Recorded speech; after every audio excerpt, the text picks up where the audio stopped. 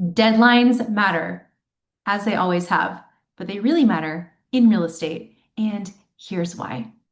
My name is Mariam Hejazi. I've been helping people buy and sell residential real estate for over 12 years, and I have been loving Houston since 1987. Let's get into it. So, real estate is fun, but it's not for fun.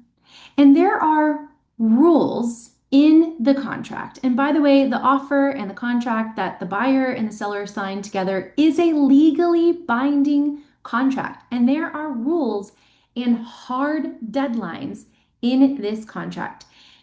And make sure your agent understands the deadlines and the technicalities of said contract.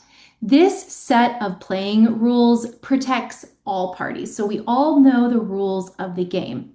So let's talk about the deadlines within the contract. So first of all, your first hard deadline is your option fee and your earnest money. And this is due within 3 days of signing the contract, unless the third day ends on a holiday or a Sunday. And I always reconfirm this due date both with my transaction coordinator and the title company. We all agree on the date that the option fee and the earnest money is due to the title company.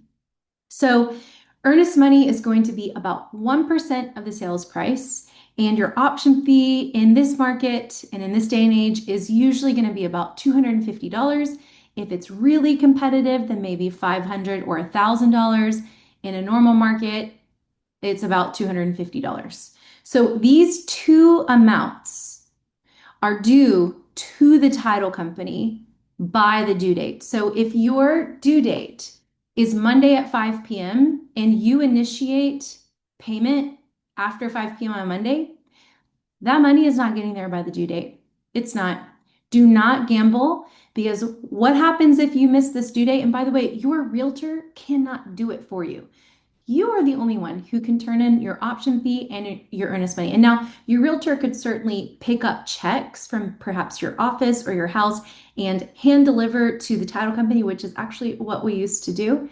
But with the magic of online payment, now you can pay online to the title company.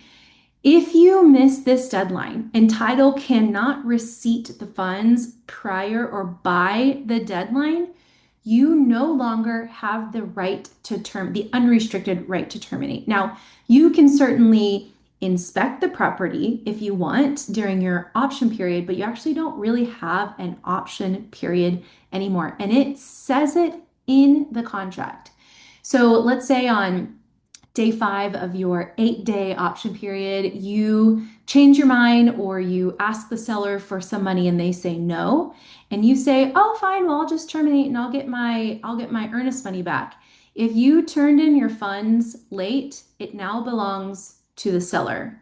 And that seller will likely keep your earnest money if you did not meet your earnest money and option fee deadline. Okay, option period.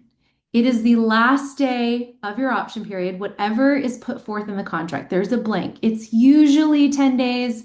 I prefer to keep option around 8 days. In a competitive market, it's 3 days. In a normal market, it's 10 days.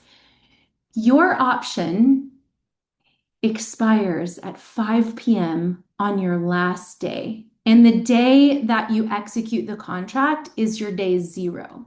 So if you execute a contract, which means all parties sign at one time on the day, let's say you execute August 1st and you have a 10-day option period. Your day 10 of your option period is August 10th at 5 p.m. At 5:01 p.m., you no longer have an option, and that is a hard deadline, and it says it in the contract. So if you are looking to negotiate or you think you're going to terminate, you need to make sure that that is all done a couple days in advance, if possible. Now, I understand that you may not be able to get your property inspected adequately or completely within the 10 days, in which instance you would ask for an extension. As long as you have your option period extension in hand, then you can take however many more days that you have. And a further technical rule is you no longer can give $0 for extra days of option. You actually have to give compensation to the seller for the extra days, even if it is $1. You have to pay for the extra option period days. And if your realtor puts zero in there, make sure it's at least $1 because that is a technicality and these are just rules that change over time. So option period ends at 5 p.m. on the dot. If you change your mind at 5:30, tough luck. I say that with love. Okay, the survey, you will have a certain amount of days in the survey if you're going to get a new survey. And I have never had a contract fall out or rely on the survey technicality. Typically, once we make it to survey, everyone is happy and they're moving forward with their decision to purchase. Now, if for some reason it's contentious and the buyer missed their option or wants to terminate or something else happens in their life and the seller doesn't get the survey to them, the seller will have to pay for a new survey. There will be days in the contract in the survey portion that will lay forth how you're operating. So sometimes the seller will furnish an existing survey and sometimes the buyer will have to obtain a new survey. Now, as a buyer, if you wait too long to get your survey, sometimes it will delay closing. And if you delay closing, the seller is not obligated to sign an extension for you to meet closing. Now, does it behoove them? Certainly it does, but not if they have an amazing backup offer or you've been difficult to deal with and or they decided that they didn't want to sell the house, but they're reconsidering and they're looking for a way to get out of the contract. If you miss your close date, the seller does not have to sign an extension. There's also a date in there for objections. It's typically 3 to 5 days. This objections is when you receive the title commitment, there'll be rules in there basically on how you can use the property, and your realtor should have put whatever usage that you are going to be using the property for. It's typically residential, and we typically always put residential in objections for 3 or 5 or 7 days. 7 would be a long time, 3 is normal. So when the title commitment comes out, it would be important to at least glance through all the schedules, and the schedules is kind of like a little appendix sort of, and you'd want to read Schedule C and Schedule D. And if you have no idea what I'm talking about, that's totally fine. Ask me or ask your realtor. And when your title commitment comes out, you can get on a phone call with your closer or the closing assistant at the title company, and they can go through any restrictions that may be of concern to you.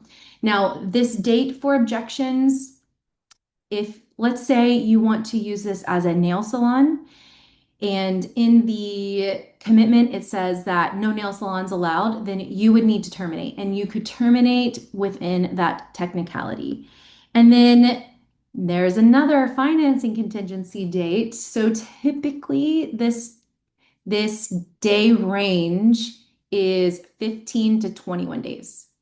And in the third-party financing contingency, which is an additional document to the contract, it becomes part of the contract because you've checked it as part of the contract. You have X amount of days to meet your final financing approval. So let's say we have 21 days in here. I know as your agent, I need to be corresponding with the lender all the way up until day 21, and I will after day 21, but specifically day 21 or day 17 or 15 or whatever is in your contract.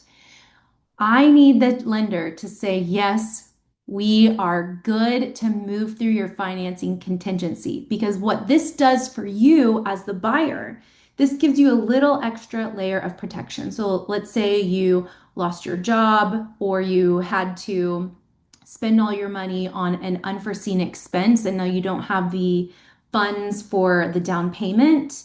You could technically terminate on your third-party financing contingency and still receive your earnest money back, which would be nice for you because it would be about 1% of the sales price. Side note, you'll never get your option fee back unless you buy the house because it goes towards what you owe at closing, as does earnest money. And then finally, which I've already touched on, is close date. This is a hard date. It's a hard date.